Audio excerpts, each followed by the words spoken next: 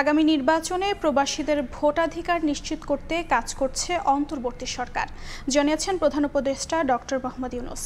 মালয়েশিয়ায় প্রবাসীদের সঙ্গে মতবিনিময় সভায় একথা বলেন তিনি।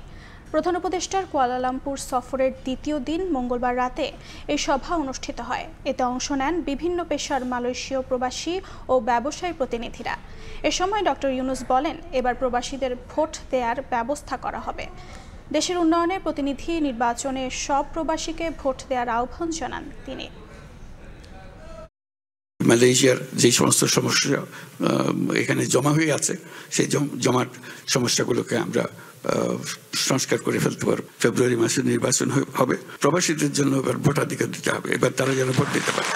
আমরা যে যেখানে আছেন, আপনার যে যেখানে কর্মরত আছেন, সেখান থেকে আপনি যদি ভোটার হন, আপনার পাসপোর্ট রিনিউড হয় না বা কিছু একটা হয়েছে, কিন্তু ভোটার আপনি হবেন, ভোটার হবেন এবং ভোট দিতে পারবেন। কাজে আমরা এখন নির্বাচনের দিকে রওনা হয়েছি। আশা করি একটা সুন্দর নির্বাচন আমরা করতে পারবো, বাংলাদেশের একটা রূপান্তর হবে।